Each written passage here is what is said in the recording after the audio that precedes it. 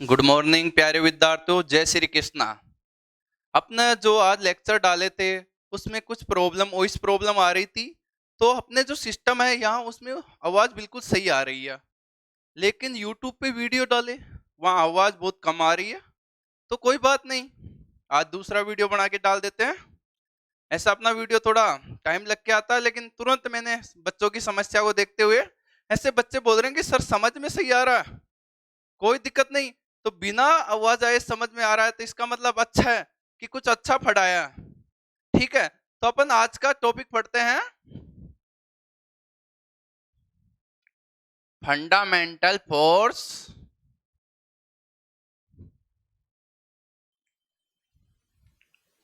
In nature.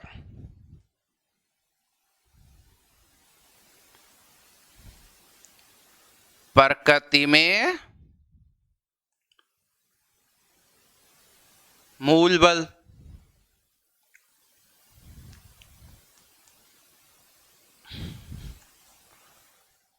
तो अपने जो फंडामेंटल फोर्स है वो चार प्रकार के होते हैं। एक ग्रेविटेशनल फोर्स होता है, एक विद्युत चुंबकीय बल होता है जिसको इलेक्ट्रोमैग्नेटिक फोर्स बोलते हैं, स्ट्रॉन्ग न्यूक्लियर फोर्स होता है और वीक न्यूक्लियर फोर्स होता है। मतलब गुरुत्वाकर्षण बल, विद्युत चुंबकीय बल, प्रबल नाभिकीय बल, दुर्बल नाभिकीय बल। ठीक है, तो अपने बल होते हैं चार प्रकार के होते हैं। तो सबसे पहले बल क्या होता है? तो सर बल क्या होता है इसके बारे में तो समझाओ कि बल, अपन बल पढ़ रहे हैं भाई, चार प्रकार के होते हैं। तो बल होता क्या है? किसी कोई पार्टिकल है उसको पुश करना या उसके धक्का लगाना, ये एक बल होता है। ठीक है, आगे इसके बारे में कार्य ऊर्जा चैप्टर पढ़ेंगे, उसमें आराम से पढ़ेंगे इसके एग्जाम्पल कर करके। ठीक है, तो पहले अपने देखते हैं इधर कि फंडामेंटल, अब लिख लो, प्रकृति में चार बल होते हैं। तो चार बलों को मैं डिवाइड करके पढ़ाता हूं। पहला लिखो गुरुत्वाकर्षण बल,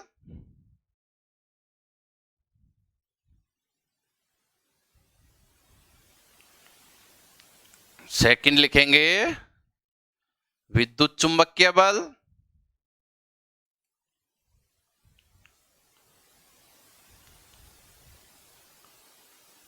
इंग्लिश मीडियम वाले इंतजार करो, इंग्लिश में भी कन्वर्ट कर रहे हैं।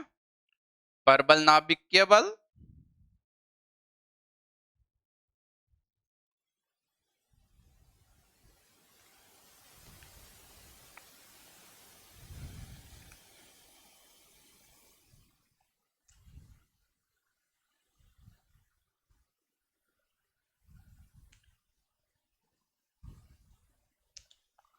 ठीक है, नोट्स आराम आराम से बनाइए।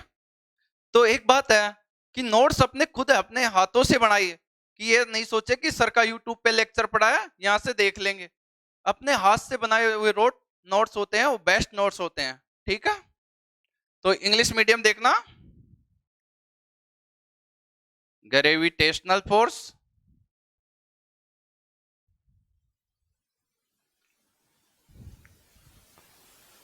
Electro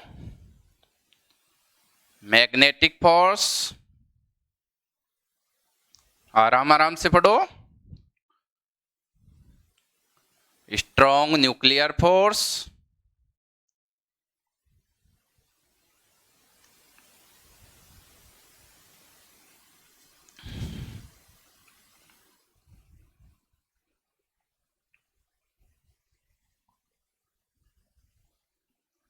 weak nuclear force. अपने चार बल है, वो क्रम से सभी का अध्ययन एक एक करके लिखेंगे। ये सेकंड नंबर का है, ये थर्ड नंबर का है, ये फोर्थ नंबर का है।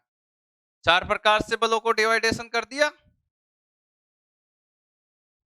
ठीक है, तो अपन सबसे पहले पढ़ेंगे गुरुत्वाकर्षण बल। तो ग्रेविटेशनल फोर्स होता क्या है इसके बारे में अध्ययन करेंगे। तो एक एग्जांपल देते हैं, कोई पार्टिकल है उसको ऊपर फेंकते हैं और वो पार्टिकल नीचे आता है। तो पार्टिकल नीचे क्यों आ रहा है? ग्रेविटी के कारण आया। तो इसी इसी चीज को मैं समझाने की कोशिश कर रहा हूं कि ये ग्रेविटी है। तो मेन रोल होता है इसमें ग्रेविटेशनल फोर्स में ग्रेविटी का। जैसे एप्पल है, पेड़ से टूट के नीचे आया, ऊपर भी तो जा सकता था। तो ये ग्रेविटी। पृथ्वी इसको खींच रही है नीचे की तरफ। तो ऐसे एक एग्जाम्पल देखते हैं, सन है, सूर्य पृथ्वी को अपनी तरफ आकर्षित करता है, ठीक है। और एक एग्जाम्पल, पृथ्वी चंद्रमा को अपनी तरफ आकर्षित करती है ना। साइंस फिजिक्स पढ़ने में मजा आ रहा होगा, इंटरेस्टिंग सब्जेक्ट है, पढ़ोगे तो बहुत मजा आएगा। फिजिक्स लवर बनो, हर बार मैं यही बोलता हूँ कि फिजिक्स लवर बनो। फिजिक्स को इतनी डीपली से पढ़ो कि जैसे अपने फैमिली मेंबर के नेम होते हैं, जैसे फिजिक्स के हर वर्ड का मीनिंग आपको मालूम होना चाहिए, ठीक है। देखते हैं, मैं एक बार समझा देता हूँ, एक बार समझाने के बाद नोट्स लिखवाऊंगा। तो जो अपना गुरुत्वाकर्षण बल होता है, ग्रेविटेशनल फोर्स, वो एक मासिव पार्टिकल के मध्य लगता है, ठीक है। तो मासिव पार्टिकल, दो मासिव पार्टिकल ले लेंगे, m1 व m2, उनके मध्य दूरी है r, डिस्टेंस क्या r। तो ये बल होता है दो द्रव्यमानों के बीच में लगने वाला आकर्षण बल होता है, ठीक है। मैंने इसकी प्रॉपर्टी समझाई है कि आकर्षण बल कैसे होता है, ये समझ में आ गया कि सन अर्थ को खींच रहा है, अर्थ मून को खींच रही है, पार्टिकल नीचे आ रहा है। ये एग्जाम्पल देखो, ये फंडामेंटल फोर्स में जो होता है ग्रेविटेशनल फोर्स और इलेक्ट्रोमैग्नेटिक फोर्स, ये अपने प्रकृति में बहुत आवश्यक होते हैं इनके। अपना दैनिक जीवन है, डेली लाइफ, इनमें इनका बहुत यूजेज है। माइक्रोस्कोपिक फोर्स है, उनका भी यूजेज है, लेकिन अपनी डेली लाइफ में सबसे ज्यादा ये दो फोर्स है, इनका उपयोग होता है, ठीक है। कोई दिक्कत? तो इसमें जो गुरुत्वाकर्षण बल है, इसमें द्रव्यमान पे फोर्स लगेगा, द्रव्यमान के कारण फोर्स लगेगा, बल लगेगा। तो दो द्रव्यमान पिंड ले लिए, m1 व m2, उनके मध्य दूरी r, इनके मध्य बल लग रहा है ग्रेविटेशनल फोर्स। ये बल होता है यूनिवर्सल फोर्स होता है, सार्वत्रिक बल होता है, ठीक है। कौन सा बल होता है? सार्वत्रिक बल। तो सर इसमें सर न्यूटन ने बताया, तो इसको डेफिनेशन में ऐसे लिखेंगे, सर न्यूटन के अनुसार दोनों द्रव्यमानों का गुणनफल बल के समानुपाती होता है, वह इनकी दूरी के वर्ग के व्युत्क्रमानुपाती होता है। आराम आराम से पढ़ो, इंटरेस्ट लेके पढ़ो बस, ठीक है। एनर्जेटिक रहना जरूरी है फिजिक्स पढ़ने के लिए, ठीक। तो ये मास पार्टिकल के मध्य लग रहा है फोर्स, इसको नोट नहीं करना, समझा रहा हूं कि मान लिए दो मास पार्टिकल ले लिया, एक m1 ले लिया, एक दूसरा मास पार्टिकल m2 ले लिया, ठीक है। हेडिंग में तो डाल दो, सबसे पहले अपने गुरुत्वाकर्षण बल पढ़ रहे हैं तो इसके बारे में पढ़ेंगे कि दो चार्ज पार्टिकल ले लिए, m1 व m2, इनके मध्य फोर्स लगाएंगे, ठीक है। रफली कर लेता हूं, एक minute.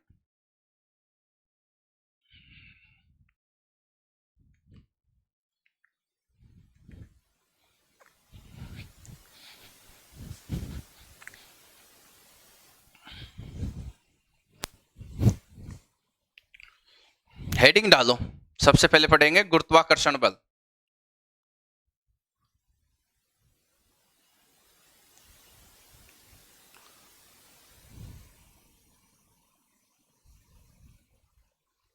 English medium, gravitational force.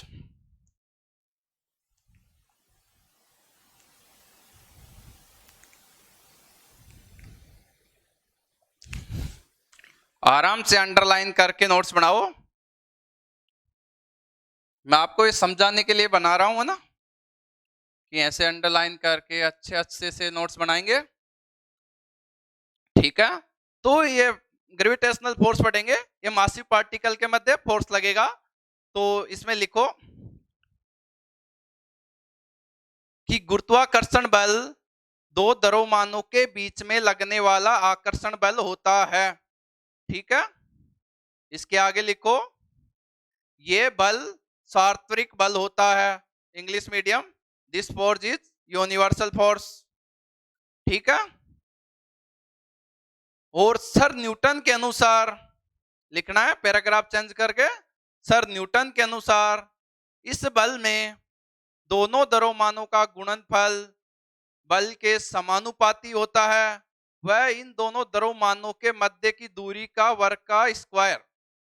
दोनों बल है, इनके मध्य की दूरी क्या है? r मान ली, इनके दूरी के वर्ग का स्क्वायर इसके व्युत्क्रमानुपाती होता है, मतलब इनवर्सली प्रोपोर्शनल होता है और मास के प्रोपोर्शनल होता है, ठीक है।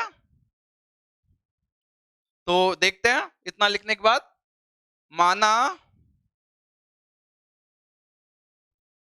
दो द्रव्यमान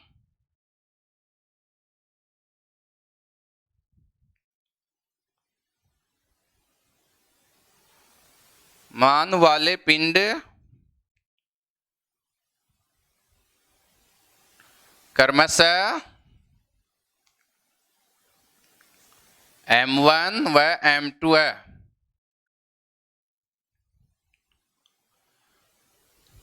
वह इनके मध्य की दूरी स्मॉल r है।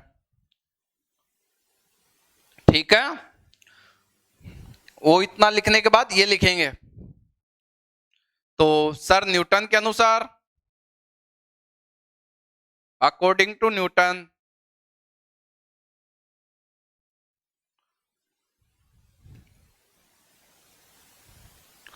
न्यूटन ने बोला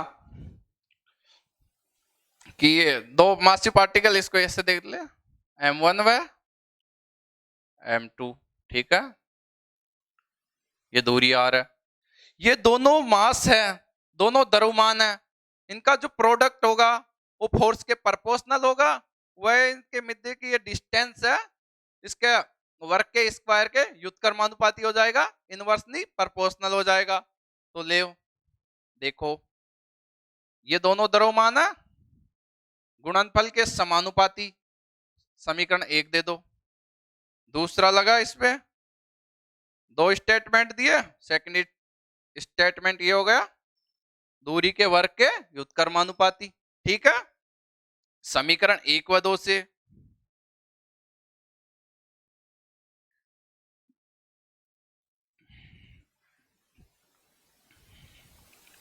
समीकरण 1 व 2 से दोनों को लिख देंगे, साइड में लिख लो, इधर आ जाओ, एक मिनट, इतना तो यहां लिख देते हैं, F M1 M2 R square. ठीक है, दिख रहा है ना, कोई दिक्कत? तो ये जो साइन है समानुपाती को, इसको अपन यहां से हटाएंगे तो एक कांस्टेंट लाएंगे, यहां पर ग्रेविटेशनल फोर्स पढ़ रहे हैं तो यहाँ ग्रेविटेशनल कांस्टेंट लाएंगे G। ठीक है, तो लिखो, समानुपाती के निशान को हटाने के लिए एक नियतांक की आवश्यकता होती है। ठीक है, तो देख लो, यहां आ जाओ, इधर से चल के इधर लिखेंगे कि समानुपाती का साइन को हटाए, उसकी जगह जी कांस्टेंट ले लिए, M2 अपॉन R स्क्वायर, इस पे डाल दो MTR। मैं तुझे लर्न करूंगा, मतलब याद करना है, ये फॉर्मूला अपने डायरेक्ट न्यूमेरिकल आएगा इस फॉर्मूले पे, बहुत सारे न्यूमेरिकल आते हैं इस फॉर्मूले पे, है ना। ठीक है, तो सर अब ये कांस्टेंट है जी, तो इसको क्या बोलेंगे? तो वेयर, इंग्लिश मीडियम बोलना, वेयर, वेयर एंड जहां, जी होता है ग्रेविटेशनल कांस्टेंट।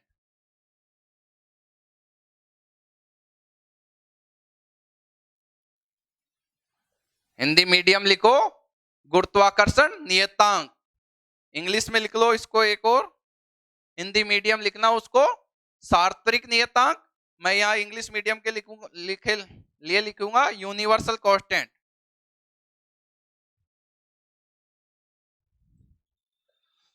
लिखा, अपने फोर्स में भी इसको एक पॉइंट को जोड़ेंगे कि ये जो बल होता है सार्वत्रिक बल होता है, this force is a universal force and this force is conservative force. इसमें एक पॉइंट और जोड़ेंगे हिंदी मीडियम कि यह संरक्षण नियम का पालन करता है, ये फोर्स संरक्षण होता है, दिस फोर्स इज कंजर्वेटिव। ठीक है, इतना पढ़ने के बाद इसको इक्वेशन दे दो 3।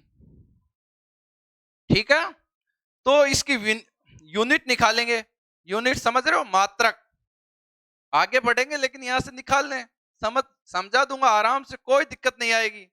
देखते हैं, तो यूनिट निकालते हैं इसके आगे, देखो यहां डालो छोटा सा टॉपिक यूनिट, मात्रक।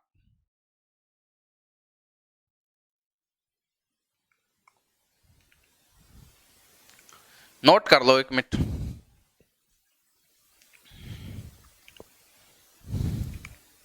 Let two masses m1 and m2 and between distance r, ठीक है, according to Sir Newton, force proportional product of two masses and distance है उसका स्क्वायर करेंगे और उसको इनवर्सली प्रोपोर्शनल, ठीक है, फ्रॉम इक्वेशन 1 व इक्वेशन 2। ये लिखने के बाद वो लिख लो। कोई दिक्कत है इंग्लिश मीडियम में? अगर कोई दिक्कत भी आती है तो अपने टेलीग्राम चैनल पे इंग्लिश मीडियम के अच्छी राइटिंग में नोट्स वहां पर प्रोवाइड करा दिए जाएंगे, पीडीएफ के थ्रू डाल देंगे वहां, ठीक है। तो इसको रब करते हैं।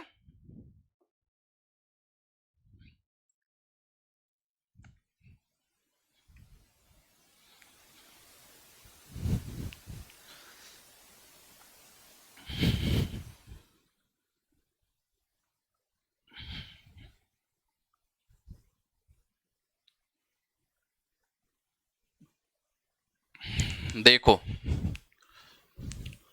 इसका मात्रक निकालेंगे तो फ्रॉम इक्वेशन 3, फ्रॉम इक्वेशन समीकरण 3 से जो अपन ने एमटीआर दिया था उसको ज्यों की त्यों ले लो, m1 m2 r स्क्वायर, ठीक है। तो अपन इस g की वैल्यू निकाल लिया, ये g की यही तो कांस्टेंट है ना वहां।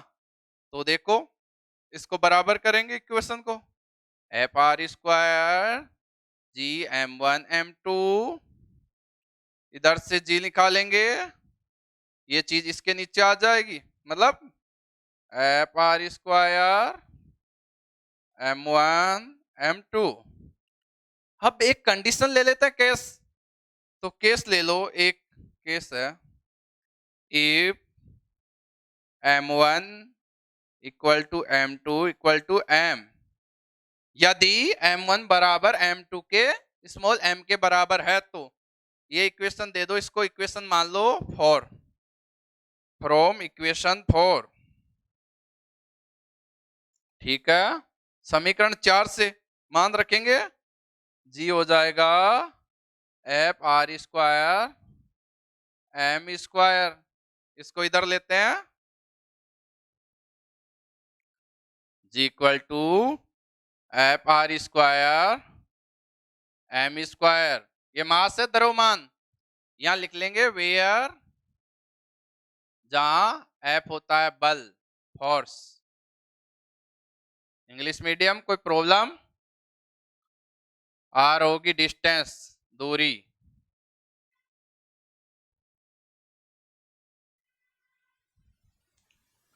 एम होगा मास, द्रव्यमान,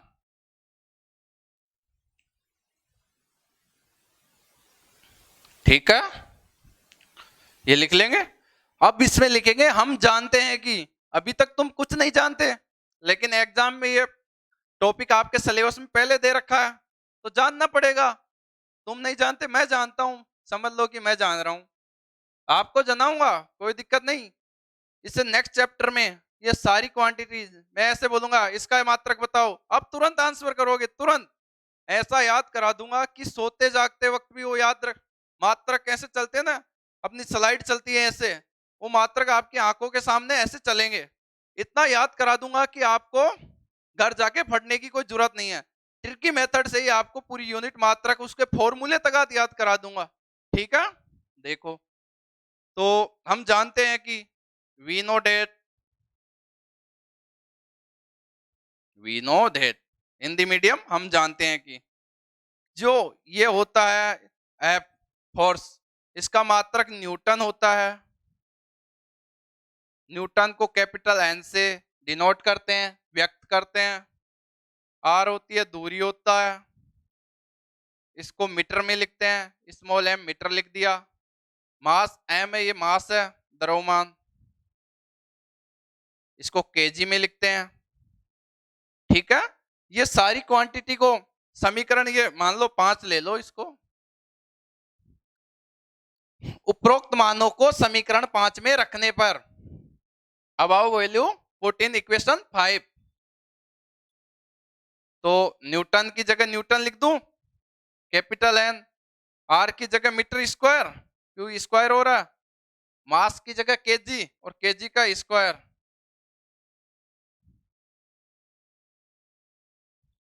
ठीक है, समझ आ रहा, ऐसे समझा जाता है, डायरेक्ट रटाया नहीं जाता कि बोल दो कि बल का मात्रक क्या होगा, न्यूटन। न्यूटन कैसे आता है, फोर्स, फोर्स का फॉर्मूला लिखेंगे फिर न्यूटन को निकालेंगे, ऐसे न्यूटन आता है।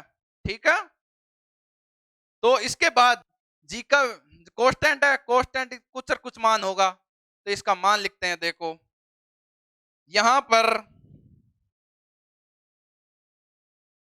जी का मान इक्वल टू 6.67 10⁻⁻11 और यूनिट कौन सी होगी, इतनी मेहनत किया, ये लिखो डायरेक्ट, न्यूटन मीटर स्क्वायर पर केजी स्क्वायर। ये डायरेक्ट वैल्यू अपन न्यूमेरिकल करेंगे, अपने आंकिक प्रश्न करेंगे, उनमें डायरेक्ट काम लेंगे। ठीक है, तो ये इतनी चीजें आराम से आराम पढ़ रहे हैं, कोई प्रॉब्लम भी नहीं आ रही, 1-1.5 पेज पढ़ लिया।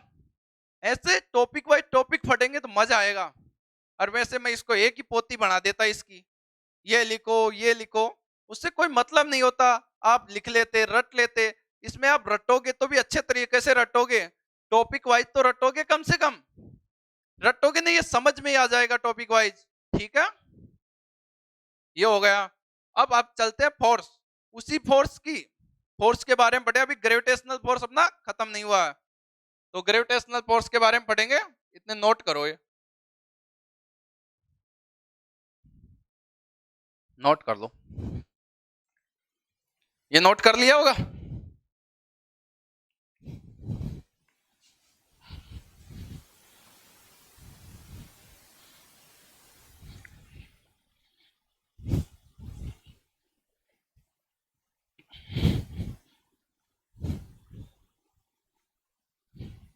हो गया ये भी नोट, आराम से नोट करो, जल्दीबाजी मत करो। जल्दीबाजी किस काम की, ट्रेन चल रही है क्या आपकी कोई, इस टाइम तो ट्रेनें भी बंद पड़ी है।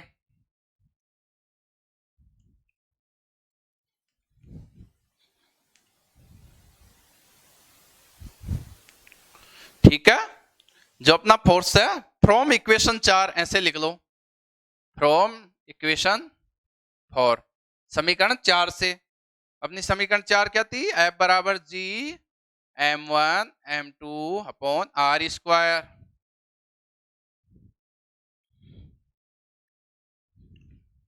ठीक है, तो अब इसमें देखेंगे रेंज, रेंज होता क्या है, रेंज को बोलते हैं प्रास, ये प्रास रेंज, प्रास। जो इस बल में, गुरुत्वाकर्षण बल में प्रास का मान होता है वेरी वेरी स्ट्रॉन्ग, मतलब लॉन्ग लॉन्ग बहुत ज्यादा होता है, बड़ा होता है इसका मान, मतलब रेंज होगी प्रास वो अधिकतम होगी, प्रास होगी अधिकतम,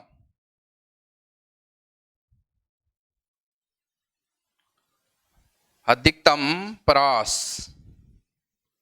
इसको इंग्लिश मीडियम में लिखेंगे लॉन्ग रेंज। ठीक है, कि ये फोर्स होता है लॉन्ग रेंज फोर्स होता है, डायरेक्ट एक प्रॉपर्टी हो गई इसकी, लॉन्ग रेंज फोर्स। सर ये लॉन्ग रेंज होता है तो इसका कोई बल पे भी फर्क पड़ेगा, बल पे कोई इफेक्ट पड़ेगा, जरूर बल पे इफेक्ट पड़ेगा। देखो अगर मानो इस चीज का मान, ये जो क्वांटिटी है इसका मान बहुत अधिक है, नीचे अगर बहुत अधिक है तो ऊपर बहुत कम मान हो जाएगा। एक एग्जांपल देखते हैं, इधर करते हैं एग्जांपल, देखो नीचे है 10,000 और इधर क्या आ गया 10, तो ये 0.00001 क्वांटिटी हो गई, देख लेना कोई बात नहीं, तो मतलब एक बहुत कम हो गई, तो मतलब वो क्वांटिटी कम है, तो यहां पर भी ये फोर्स का मान है बहुत कम हो जाएगा, तो ये फोर्स होगा बहुत कमजोर, बहुत बल बल होगा बहुत कमजोर, वीकेस्ट फोर्स। इंग्लिश मीडियम आराम से लिखो, वीकेस्ट फोर्स, इसकी रेंज है लॉन्ग रेंज होती है, ठीक है, समझ आ रहा है आराम आराम से, कोई दिक्कत?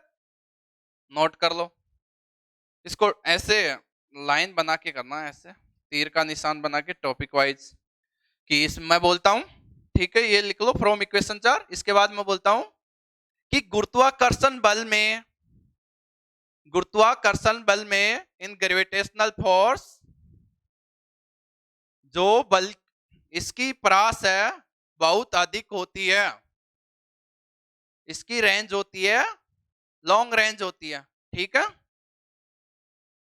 सेकंड पॉइंट लिखो इसमें, तो इसके कारण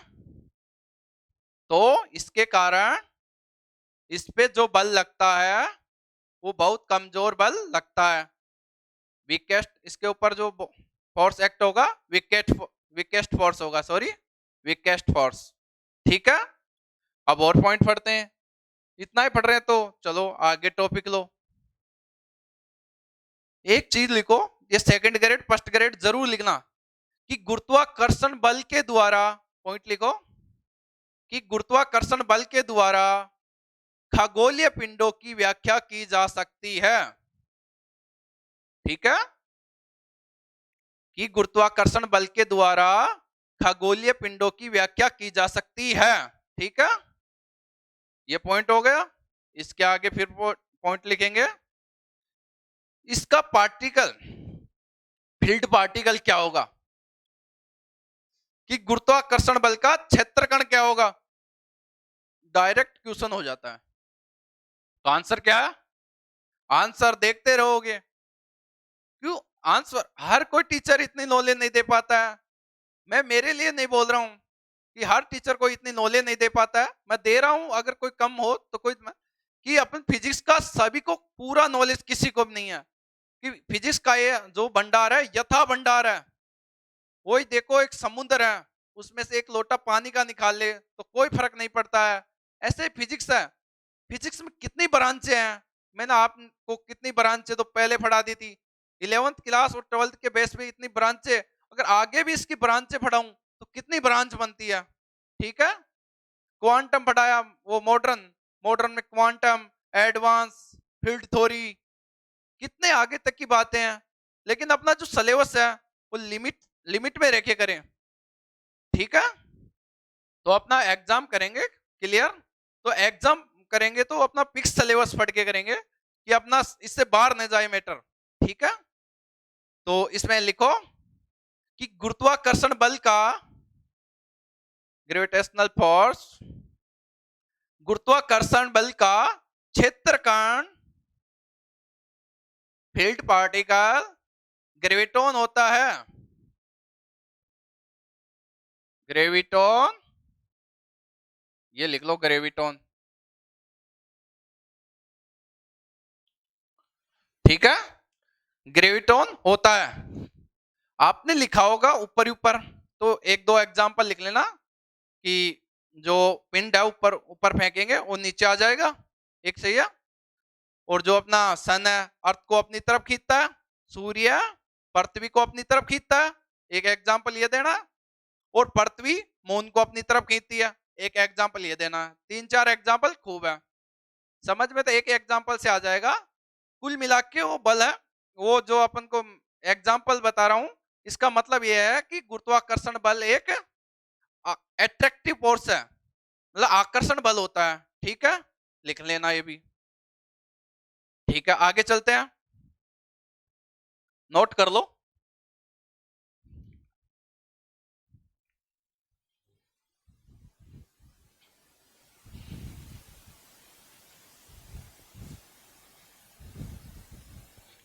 अब पढ़ेंगे अपन विद्युत चुंबकीय बल, इलेक्ट्रोमैग्नेटिक फोर्स, जैसे गुरुत्वाकर्षण बल पढ़े, उसी बेस पे पूरे टॉपिक ऐसे ही एक एक की डेफिनेशन, एक एक पॉइंट को लिखाना, यही मेथड रहेगा, कोई मेथड चेंज नहीं होगा। तो लिखो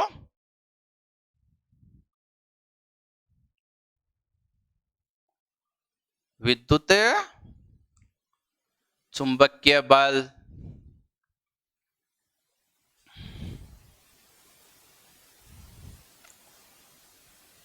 इलेक्ट्रो मैग्नेटिक, आराम से लिखो। इसमें बच्चे 12th 11th के भी देख रहे हैं तो उनको प्रॉब्लम ना आए लैंग्वेज में, इसलिए आराम आराम से पढ़ेंगे और अपना सिलेबस कंप्लीट हो जाएगा। उसके बाद रिवीजन करेंगे, रिवीजन पास्ट करेंगे।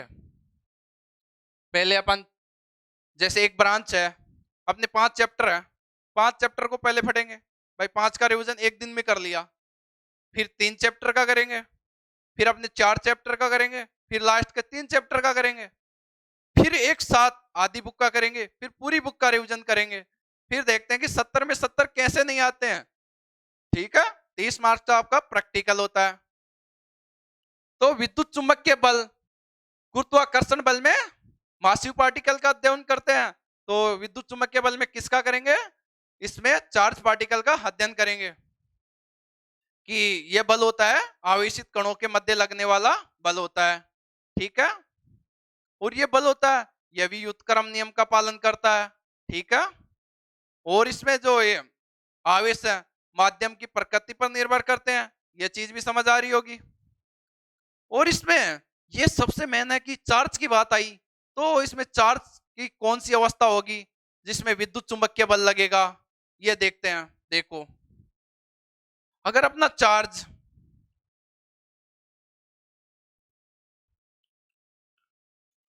हिंदी वाले लिखो आवेश,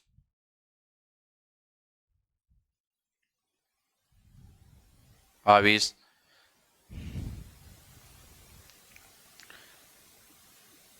अगर चार्ज अपना विराम अवस्था में है, मान लो चार्ज है विराम अवस्था, विराम अवस्था में है ना, कि चार्ज है रेस्ट में है, इंग्लिश मीडियम रेस्ट लिखो। 3 कंडीशन में पढ़ेंगे। अगर चार्ज अपना मोशन करे, अगर चार्ज गतिशील हो,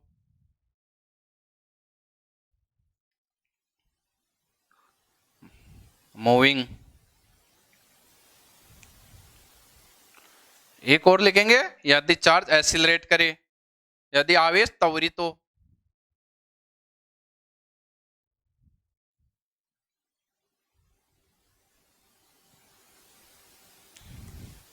देखो आराम आराम से पढ़ेंगे।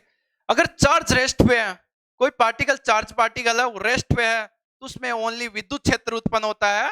क्या होता है? विद्युत क्षेत्र उत्पन्न होता है।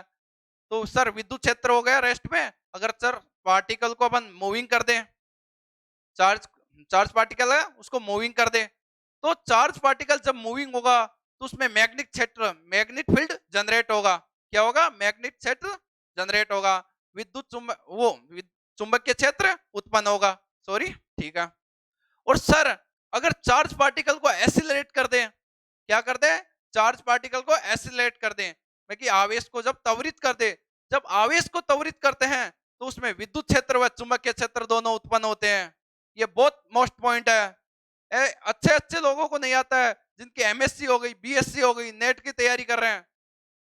ठीक है, 11th 12th के और फर्स्ट ग्रेड सेकंड ग्रेड, ये चीजें नॉलेज के लिए बहुत जरूरी है। इन चीजों के बगैर आप फिजिक्स पढ़ नहीं पाओगे। तो मैं बोल रहा कि छोटी छोटी बातों को लेकर चलेंगे, छोटी छोटी बातें ही बहुत न्यूमेरिकल सोल्व करने में काम आएगी अपने।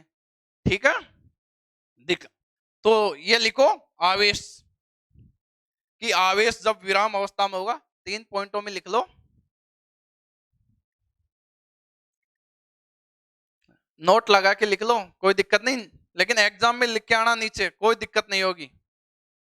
आप आपको एग्जामिनर इंप्रेस होगा इन चीजों को देख के, कि एक छोटे से बच्चे को देखो, नन्हा सा बच्चा है, इसको इतना आता है, कितना नॉलेज है। हम पढ़ाएंगे, नॉलेज आएगा, कोई दिक्कत नहीं, नो डाउट। लिखो, जब आवेश स्थिर अवस्था में होगा तो उसमें केवल विद्युत क्षेत्र उत्पन्न होगा। ठीक है। जब आवेश स्थिर अवस्था या विराम अवस्था में होगा तो उसमें केवल विद्युत क्षेत्र उत्पन्न होगा। ठीक है, सेकंड पॉइंट लिखो। जब आवेश गतिशील अवस्था में होगा तो उसमें चुंबकीय क्षेत्र उत्पन्न होगा। ठीक है। तीसरा पॉइंट लिखो। जब आवेश त्वरित अवस्था में हो तो एसिलरेट करे, चार्ज पार्टिकल है, एसिलरेट करे तो उसमें विद्युत क्षेत्र व चुंबकीय क्षेत्र दोनों उत्पन्न होंगे। ठीक है। इतना लिखने के बाद आगे समझाते हैं, देखो।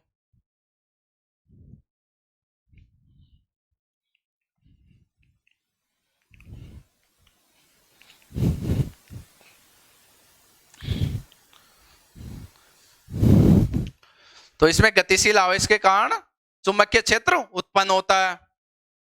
इस फोर्स के बारे में लिख लिए, काफी सारी चीजें लिख ली।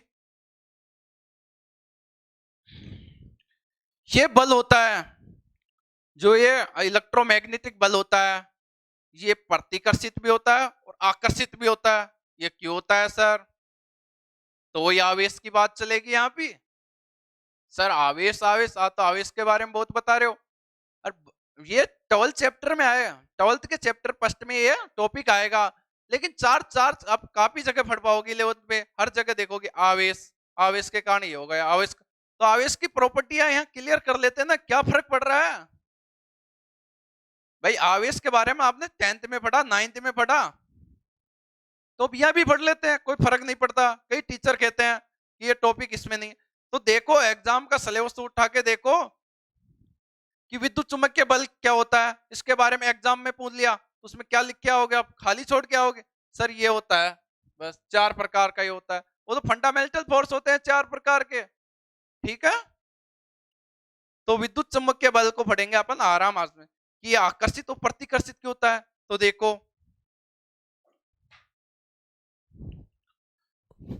ये दो चार्ज पार्टिकल है, एक पे पॉजिटिव चार्ज है, एक पे नेगेटिव चार्ज है।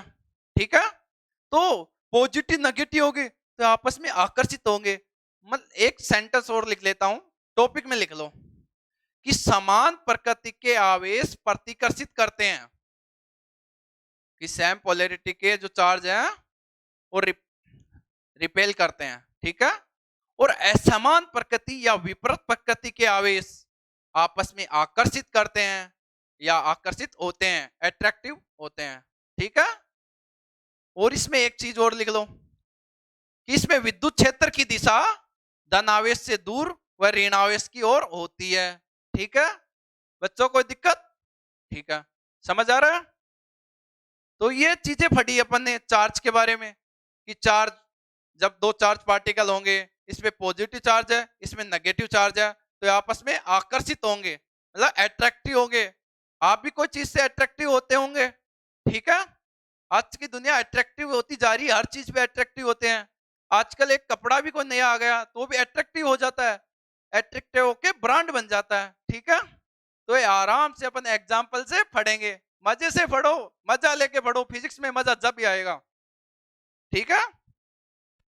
तो इसमें पढ़ लिए कि ये जो आवेश होते हैं इसमें दो प्रकार की प्रकृति पाई जाती है, एक तो आकर्षित होता है और प्रतिकर्षित होता है।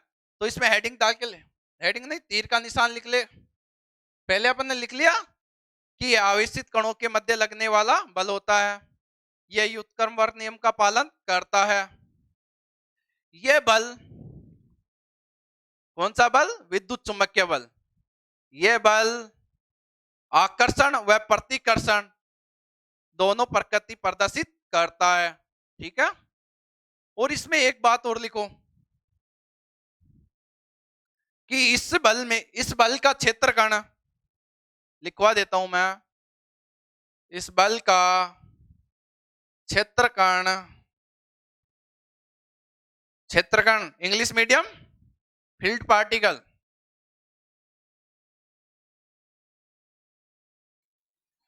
फोटोन होता है। क्या होता है बेटो? फोटोन। फोटोन, ये फोटोन लिखो, फोटोन का मास भी 0 होता है। ठीक है, और ये चीजें पढ़ने के बाद अपने बहुत सारे फोर्स के बारे में बहुत सारी चीजें पढ़ ली। ठीक है, तो इतना पढ़ने के बाद अपन अब अगला टॉपिक अपना वो पढ़ते हैं, तीसरा फोर्स अपना उसको पढ़ेंगे। समझने में कोई दिक्कत थोड़ी आ रही है?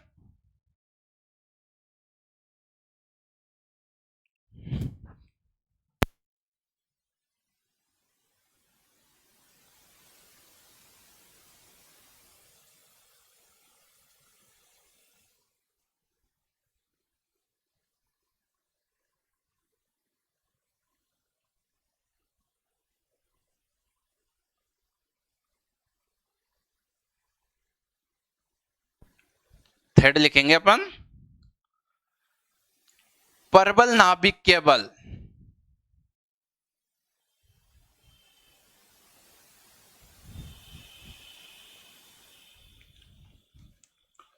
English medium, strong nuclear force.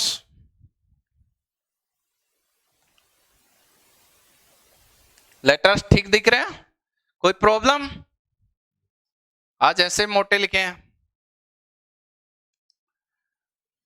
Digital पे अपन ऐसे लिख देते हैं, डिजिटल में कोई प्रॉब्लम नहीं आती है, इसलिए उसमें जल्दीबाजी में कोई से भी अक्षर लिख देते हैं, कोई प्रॉब्लम। मैं उसमें बोलता भी 2-3 बार हूं, कोई प्रॉब्लम थोड़ी आती है डिजिटल में। डिजिटल में लिख दे, डिजिटल में तो ऐसे एस को लिखेंगे तो वो जरूर एस दिखेगा, उसमें कोई दिक्कत नहीं आती है ना। तो कल वाला एक वीडियो डाला है वो डिजिटल पे है, 2-3 वीडियो अपने डिजिटल पे है। अपन दोनों तरह से पढ़ेंगे, डिजिटल भी पढ़ेंगे या व्हाइट बोर्ड, अपनी जो इच्छा होगी उस पर पढ़ेंगे। ठीक है, तो इसके बारे में देखते हैं।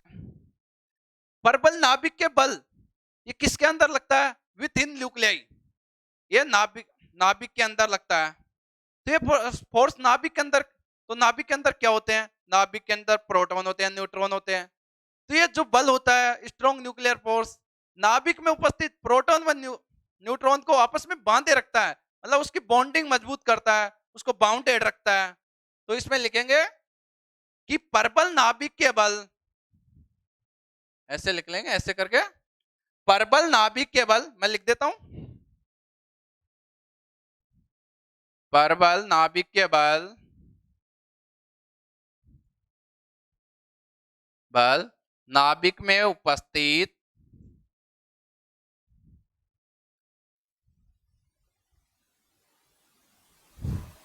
प्रोटॉन व न्यूट्रॉन को बांधे रखता है। ठीक है, कि नाभिक में प्रोटॉन और न्यूट्रॉन होते हैं, उसकी बॉन्डिंग करता है, मतलब बाउंडेड रखता है उनको। नाभिक में उपस्थित प्रोटॉन व न्यूट्रॉन को बांधे रखता है। प्रोटॉन को P से डिनोट करेंगे, न्यूट्रॉन को N से। ये माइक्रोस्कोपिक फोर्स है, मैंने बताया आपको। तो इनको 12th क्लास में आराम से पढ़ेंगे, बहुत अच्छे तरीके से पढ़ेंगे। ठीक है, तो ये प्रोटॉन और न्यूट्रॉन होते हैं, इनको अपन क्या बोलते हैं? न्यूक्लियॉन। नॉलेज के लिए लिख लो, प्रोटॉन और न्यूट्रॉन को कंबाइन फॉर्म में क्या लिखेंगे? न्यूक्लियॉन।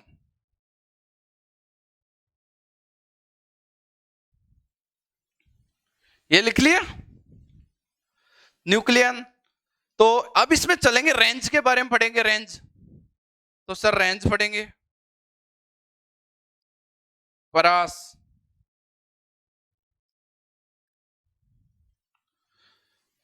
परबल नाभिक के बल की परास बहुत बहुत कम होती है, वेरी शॉर्ट होती है। इसकी कि परबल नाभिक के बल की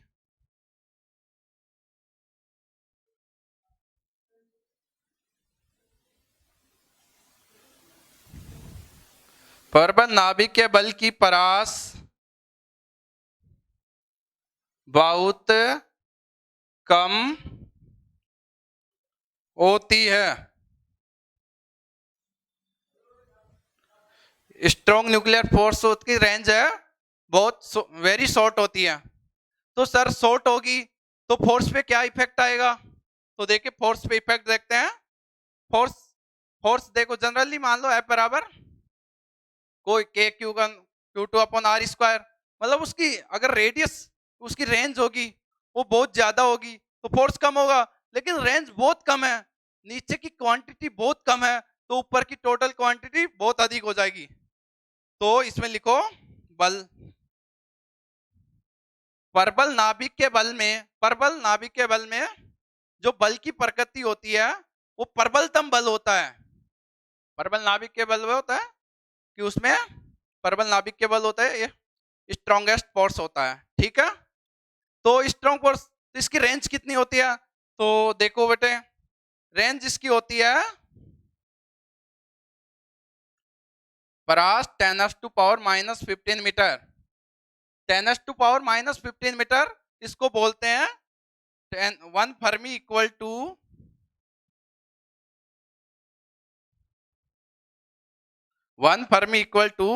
10⁻⁻15 मीटर। ठीक है, ये समझ में आ गया? ठीक है, इतना होने के बाद, इतना बहुत है, सफिशिएंट है, एग्जाम के क्वेश्चन यहां से पूरे हो जाएंगे। तो अगला अपना नेक्स्ट टॉपिक पढ़ते हैं।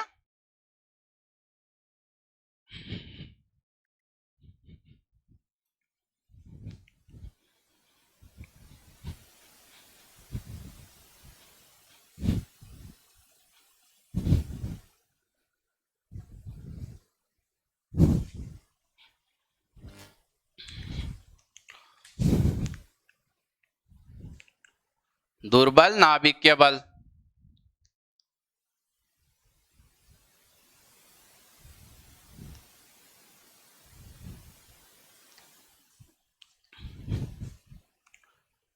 Weak nuclear force.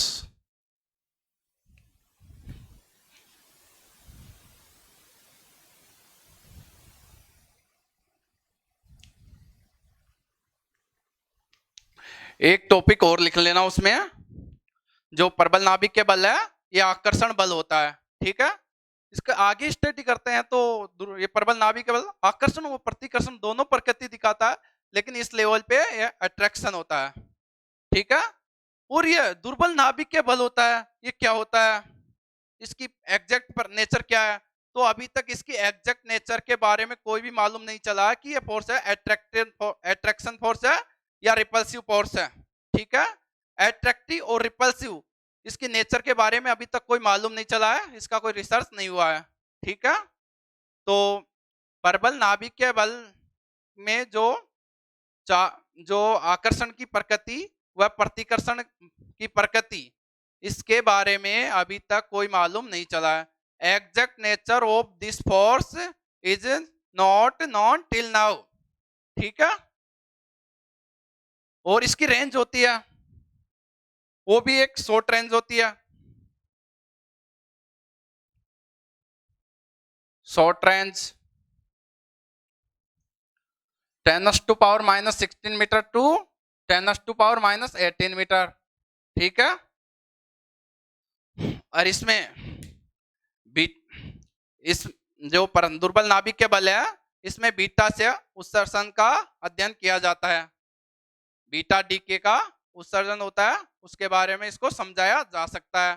ठीक है, तो इसके अब एक पॉइंट लिख ले नोट करके, जो इसकी स्ट्रेंथ होती है gravitational force and electromagnetic force, उससे तो बहुत अधिक होती है, लेकिन स्ट्रॉन्ग फोर्स से बहुत कम होती है।